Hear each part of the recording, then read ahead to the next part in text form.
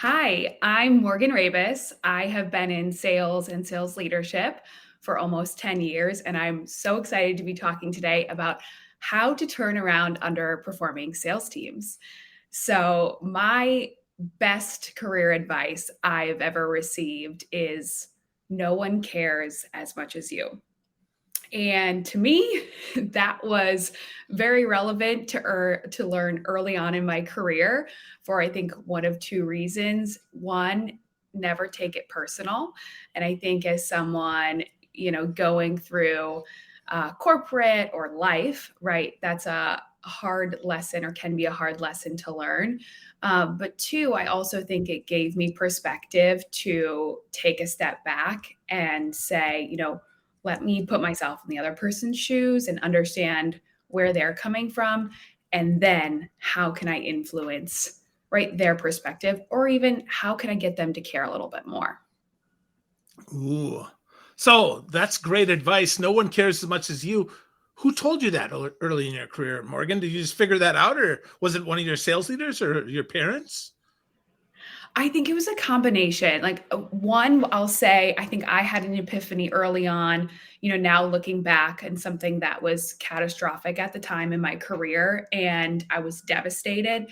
And, as you go through life, you're like, I wish I could go through that again rather than other things I've seen.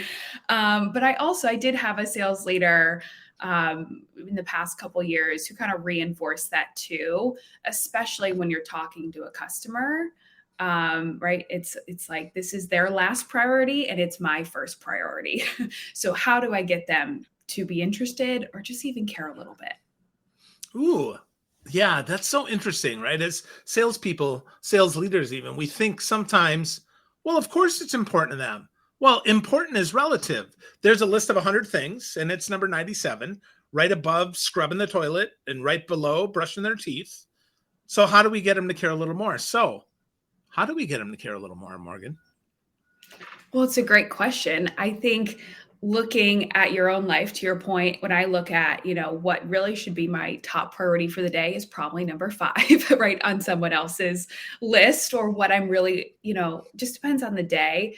But specifically, I think when it comes to, let's just say in a sale with a customer, is what is their pain point, right? Everyone says it like, what's the pain point? What can we do to hit on that? But specifically, like, what's that one thing, whether it's money, time, what can you help them with? That's ultimately like, what is their number one? Can you figure out what's in their top three? And then how can you solve at least one of those problems or at least help make their day easier with one of those things? So, by aligning what's important to you with what's important to them, they're going to care a lot more. Is that what you're saying? You would hope so, right? No. Ideally, yes, right? I mean, I think especially when you're talking about like a high level executive or talking to, or even whether it's, a decision maker that's at a mid level, helping them with one of their priorities is ultimately how you're going to get them to care about you, right? I say everyone wants you to do something for them and then they're like, okay, now we can talk, now we can have a conversation. And so I think that's an easy way to get in, easy being relative, right? Depending on how long it takes to figure that out. Yeah, for sure. The sooner we find that out, the easier it is to connect with people. And I would imagine it's the same in sales leadership, right? If we want to improve our underperforming sales team, we have to find out what's important to our sales reps. Is that right? Yeah, 100%. Right. The sales reps are really the lifeline of our business, any business. And so understanding their concerns and their motivation is the most important. But really, then how do you take what's relevant to the reps? Because, right, they're all going to have their own individual motivation or, specific things they're working towards. And then how do you make that relevant to the business and to the numbers that you have to own as a sales leader? So how do we do that? I mean, first of all, how do we find that out? How do you say, okay, Morgan, so what's important to you? Do I just make it that clear? Or is there some sneaky sneak question that you got here that you're going to tell me that's going to blow my mind? Well, maybe both. I think first, it's a great step to have a conversation with the reps, right? Depending on how many people you have, you're probably going to get answers, or could possibly, right? Maybe it's money, maybe it's a career path. And so then to distinguish those answers and say, okay, how is that going to help me as a leader deliver $10 million this year, right? They're probably not that closely connected. And so step one, I would say, is how can you identify what that metric is, to get to that goal. So, how can you kind of bridge that gap between what my team wants to be engaged, motivated, or needs, right, to have those things, and also I'm still going to deliver on the results. So, I would say step one is identify what's the biggest thing that's not working. The easiest way to say is, where am I pacing towards target? Are we trending in a good direction? Are we trending not in a good direction? And then two is like, how do I identify also one good thing that's working? Because even in, I want to say some of the most underperforming teams I've seen, there's always something good, right? There's always something that is working. And so being able to capitalize on that early on and get a quick win, maybe it's culture, right? Maybe it's not even something closely related to the outcome, but having that one quick thing that's working, and then how do we make it grow faster?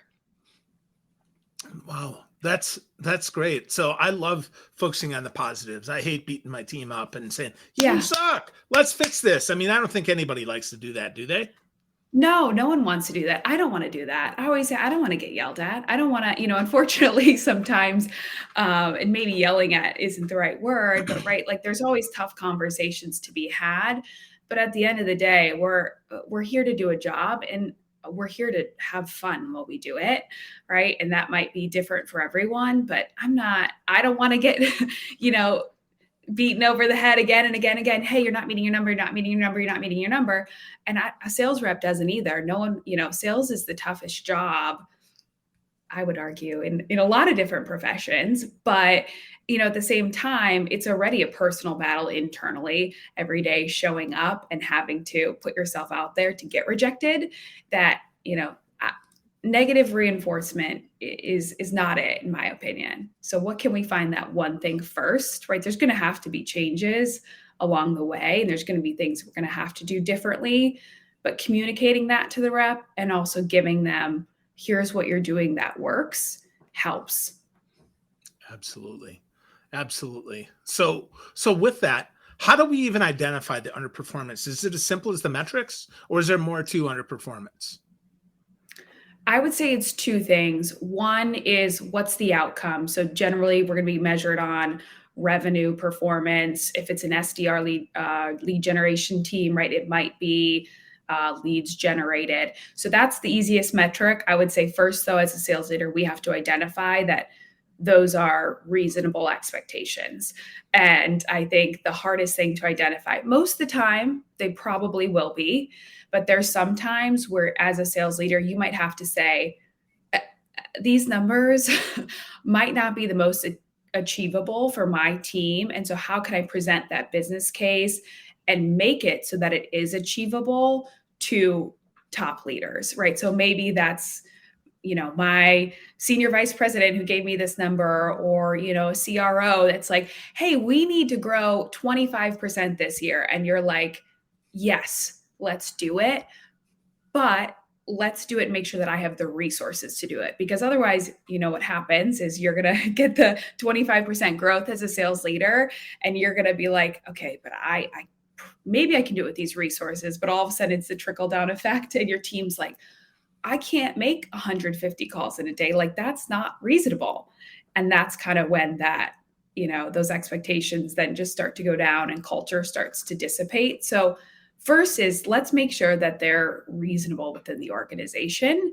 And then two is, let's help those reps set the expectations. And so how do we get to that outcome? Like I said, if it is revenue, then specifically, how do the reps get there? Showing them that there's a clear path. And when I mean clear, right, like very clear, I always say communication is key. And especially as a leader, you're like, oh, but I told you. And you're like, no, you need to tell you need to tell them, you need to tell them again, you need to write it down and put it in an email, because not everyone communicates the same way that I communicate, the same way that you communicate. And so making sure that it's clear for every different communication style on how to get there. And that's when too, like, that buy-in comes from the reps, and they're like, oh, hey, I can do this. This is achievable. And I do want to do this for my team, for myself, for my family, whatever it might be. Yeah, for those things that are important to them instead of just things that are Mm-hmm. important to you. So love that. Totally. Love that. So let's say our team is a little bit underperforming. Talk to me about what the next step is. Once we identify that maybe a couple reps are underperforming, you got some core performers and you got some high flyers. I mean, what do we do when we first notice that there's something underperforming? And how do we turn that around? Yeah, I think step one is identifying, right? So, to your point, what is it? Let's say it's half the team isn't performing. Let's say there's a certain step in the sales process that we're not meeting expectations. So, once you get clear on identifying what that is, then break it down and say, okay, where in this, like if we have half the team not performing, let's dive deeper and say, where is the gap? And so is it communication?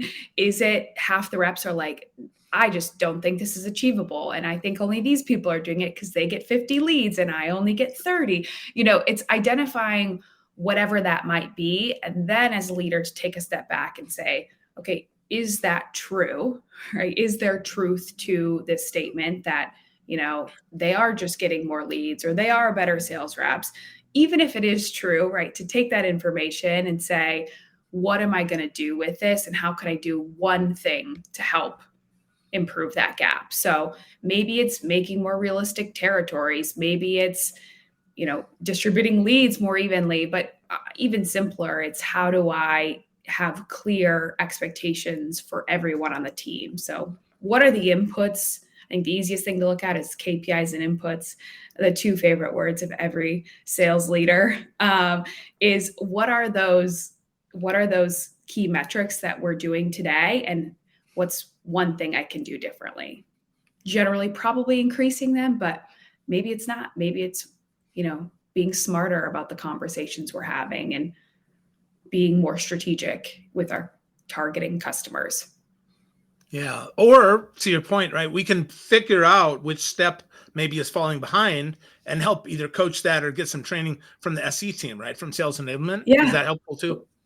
Oh, we love sales enablement. I'm like, you guys are any sales leader's best friends. You can help me train my team. Like, let's not forget about sales enablement teams and how great they are. So I agree. I think developing, once you identify, or you have to identify, there could be, right, and there could be 5 things you've identified, but I think specifically pick one, start with one. Can't boil the ocean. And especially when you're looking at a whole team or a department or an uphill battle, pick one and then identify if it's training, how can I get, sales enablement involved? If it's lead generation, how can I get marketing involved? If it's prospecting, right? Guess what? Sales enablement's great for that too. And how can I have those conversations and spend more time with my team? Yeah, absolutely. Absolutely. Partnership is important. Use the resources that you have to make sure that you're hitting what you need, because you can't do everything as a sales leader. No, you want to. Everyone wants to, right? And you think you can. And then all of a sudden you look at your to-do list and you're like, oh, yep, I'm doing 5 things not that well.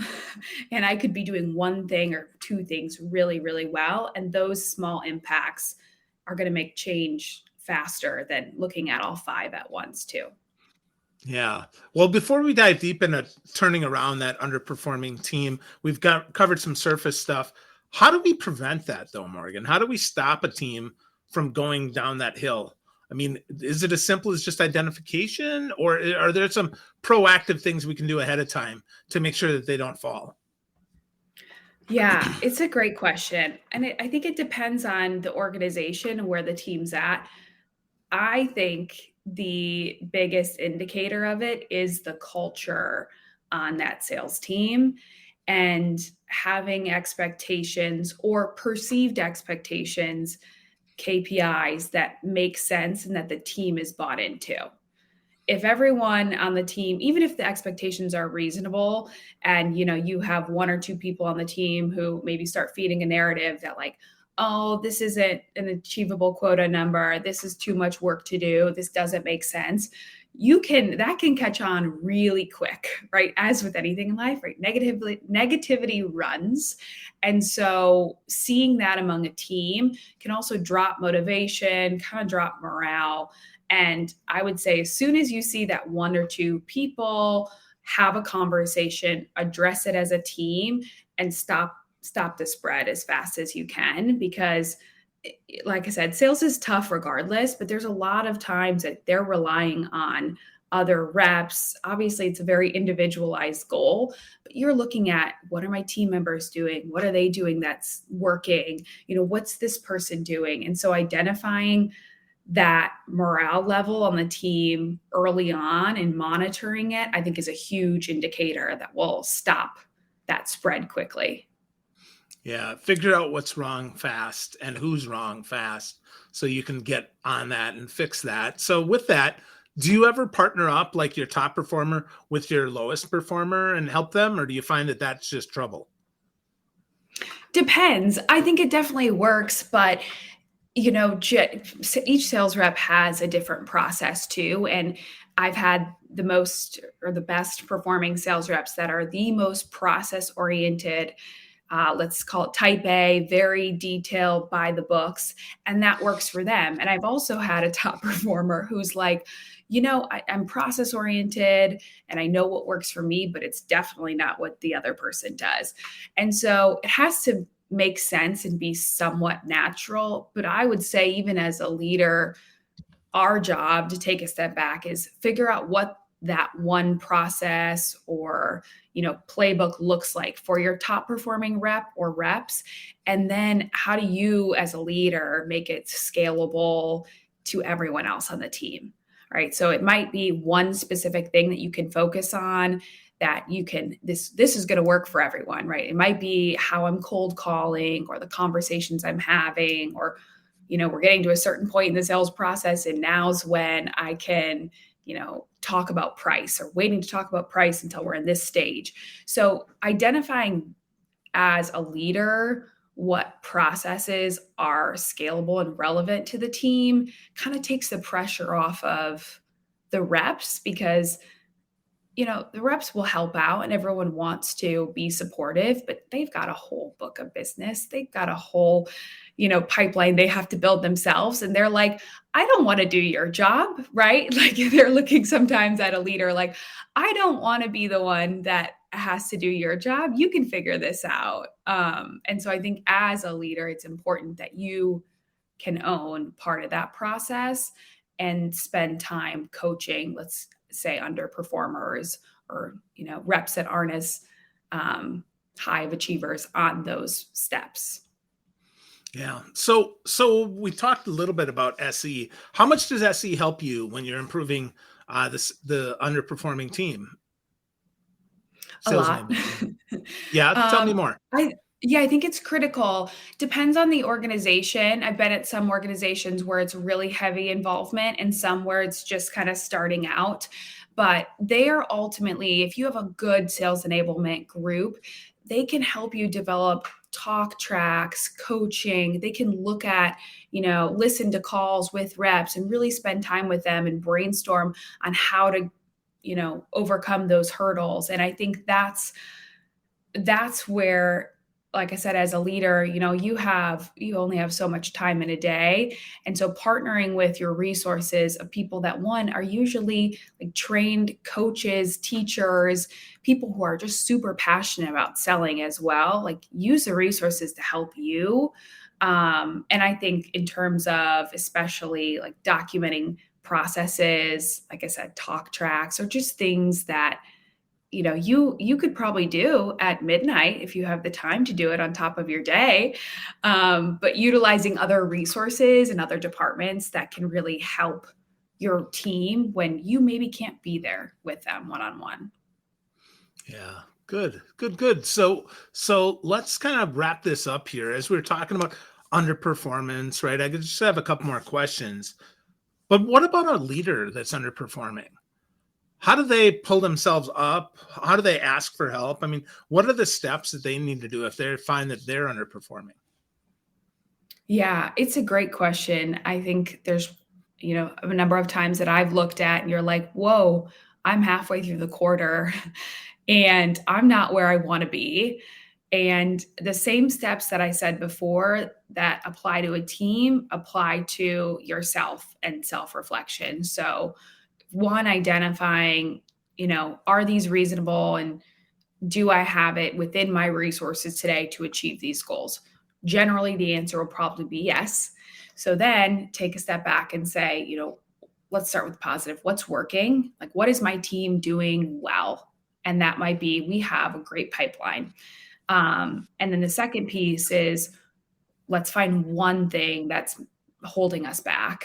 And specifically, maybe it's we're not closing enough deals, or maybe it's just something that I had half my deals fall through this month for no crazy reason, or I don't know, Mercury's in retrograde and everyone just decided to not buy my product, right? Like there's a million different reasons, but I think taking one thing that you can do to make progress quickly, then you can say, hey, I know I'm not where I need to be. Because I think too, communication's half of it. It's easy to say, I know I'm halfway through the quarter. It's much easier to have that conversation when you're halfway through the quarter or the year or the month versus when you're on the 29th day. You're like, oh, by the way, we're going to miss by a lot. And so having that conversation early with leadership lets them know I'm in control of the situation, right? I've identified, where I'm at and here's what I'm doing. And then you can get feedback on it from leaders too, right? Is this aligned with the expectations that you're looking for? And then kind of setting that expectation moving forward. So they know, I know, right? I've said it again. I've probably emailed it. And then I'm going to talk about it again and again and again and again. Yeah, Repetition's key. repetition. Yeah. Yeah, Yeah. absolutely. Absolutely. Well, let's first let's let people know, Morgan, where they can find more of you. If they want to get some more of your insights, where would you tell them to go? Yes, I think the easiest way to connect with me is on LinkedIn. You can find me at Morgan Rabas on LinkedIn. I always love talking to sales leaders, sales reps, and really just networking with anyone in the industry. So that's probably the easiest way to find me. Very good. Yeah, linkedin.com. And then you can search for Morgan Rabas, Rabas. Or if you like to go direct, you can put the linkedin.com/in and then /Morgan Rabas. I've capitalized the letters just so you can see the difference, not necessary for folks to do. All right. So with that, Morgan, let's repeat one more time. What's the way to get started fixing our underperforming sales teams? It's easy. It's easy. Pick one thing that you're going to do today, right? Once you've identified what's not working, right? Pick one thing that you can do today to take a step in the right direction and turn that progress into reality and to hit your goals. One thing, friends. You can do one thing. And then remember what else Morgan said. Find something you're doing well and Yeah. use that as well. So really great stuff. Morgan, I appreciate you. This is great stuff today. I appreciate you spending some time with me. And I look forward to folks getting lots of value from this and listening to it again and again, because it's one thing that you can do to make your sales team better. Thank you, Morgan. Thank you.